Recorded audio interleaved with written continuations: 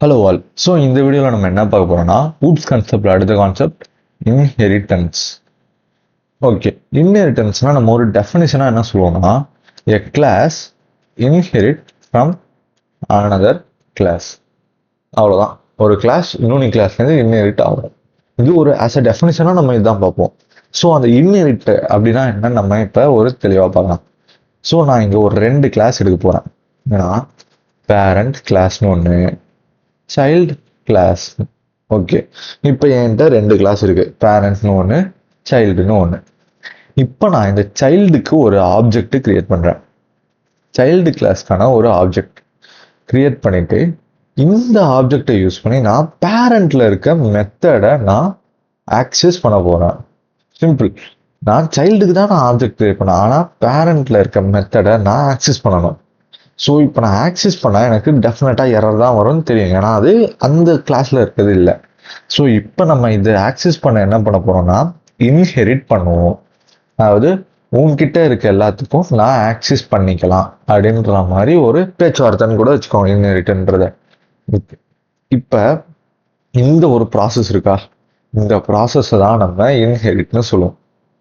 Okay, இப்போ நம்ம இது இன்ஹெரிட் பண்ணோம். ஓகே, சைல்டுன்றது ஒரு பேரண்ட்டை இன்ஹெரிட் பண்ணோம். எப்படி பண்ணோம்? அதுக்கு கீவேர்டுன்னு ஒன்று தேவை நம்மளுக்கு. என்னன்னா அந்த கீவேர்டு வந்து எக்ஸ்டென்ஸ் அப்படின்னு சொல்லுவோம். சைல்டு கிளாஸை நம்ம கிரியேட் பண்ணச்சே எக்ஸ்டென்ஸ் பேரண்ட் கிளாஸ். அவ்வளோதான். எனக்கு இப்போ வந்து child class extends parent class, நான் பேரண்ட்ல இருக்க எல்லா மெத்தடும் நான் சைல்டு எடுத்துப்பேன். அவ்வளோதான் நம்மளோட இன்ஹெரிட்டன்ஸ் கான்செப்ட். சிம்பிளாக முடியும். இப்போ அதை ஒரு ஜாவா கோடா பார்ப்போமா? ஜாவா ஆன்லைன் கம்பைலர் ப்ரோக்ராம்ஸ் எடுத்துக்கிறேன். ஃபர்ஸ்ட் மெயின் இருக்கட்டும். மெயின் போட்டோம். கிளாஸ் அனிமல்னு நான் ஒரு கிளாஸ் எடுக்கிறேன். இப்போ இவன் தான் நம்ம பேரண்ட் கிளாஸ். இந்த பேரண்ட் கிளாஸ்ல சிஸ்டம் டாட் அவுட் டாட் பிரிண்டலன்ல கமா போட்டனா பிரிண்டலன்ல என்ன பண்ண போறேன்? வாக்கிங். சரி, நான் மெத்தட் கிரியேட் பண்ணுமா? அப்போ பப்ளிக் ஸ்டாட்டிக் வாய்ட் வாக். இந்த வாக்குக்குள்ள system dot out dot println வரணும். ஓகே, ப்ராக்கெட் கட் ஆகுது. ஓகே, இப்போ இவன் பேரண்ட். இப்போ நான் சைல்டு ஒன்று கிரியேட் பண்ணுறேன். அனிமலில் லயன் அப்படின்னு நான் எடுத்துக்கிறேன். இப்போ பப்ளிக் ஸ்டாட்டிக் வாய்டு லைன் வந்து ரோர் பண்ணுமா? ரோர். இப்போ வந்து system dot out dot பிரிண்டலன் roaring அப்படின்னு நான் போடுறேன். செமிகோலன். ஓகே, இப்போ ஆப்வியஸாக நான் வந்து அடுத்து என் கிளாஸ்க்கான ஆப்ஜெக்ட் லயன் L1 இல்லை, lion Dhoni is equal to lion caps object create பண்ணிட்டேன். ஓகே, இப்போ நான் தோனி டாட் ரோர் அப்படின்னு போட்டேன்னா என் கிளாஸ் என் மெத்தட் நான் யூஸ் பண்ணுவேன். அப்போ cannot find symbol new line. Okay, new object create பண்ணுறோம். ஸோ என்னோட கிளாஸ் என் மெத்தட் நான் யூஸ் பண்ணுவேன். ஓகே, அப்போ அது ஒர்க் ஆகுது. Dhoni dot walk. இப்போ நம்ம தோனியா வாக்குன்ற மெத்தட் கொடுக்குறோம். ஆப்வியஸாக எனக்கு எரர் வரணும் இந்த இடத்துல, ஏன்னா cannot find symbol.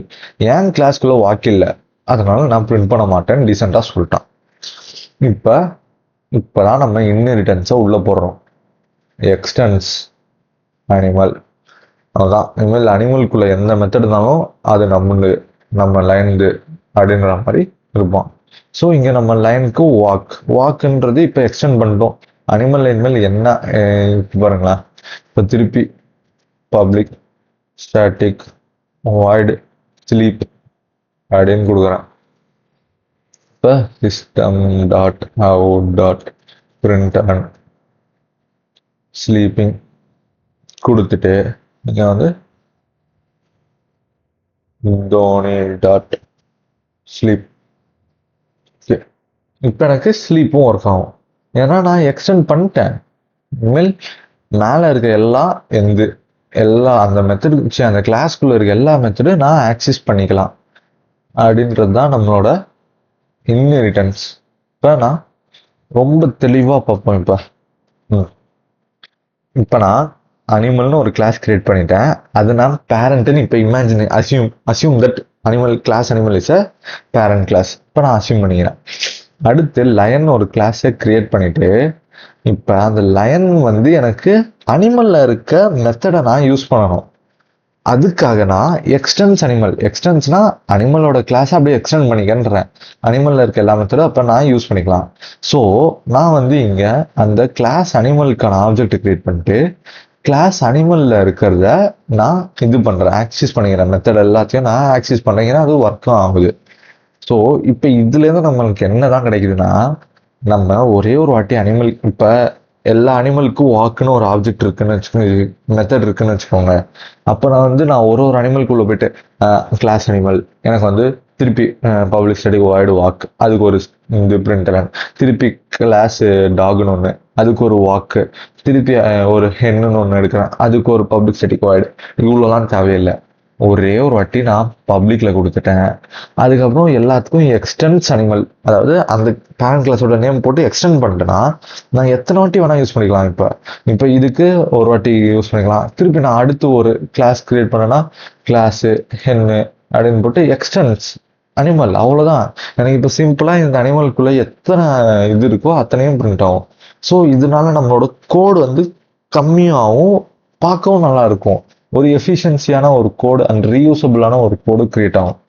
ஸோ இதுக்கு தான் ஒரு சிம்பிளான ஒரு இன்ஹெரிட்டன்ஸ்ங்கிற கான்செப்ட் நம்ம பார்த்துருக்கோம். தேங்க்யூ.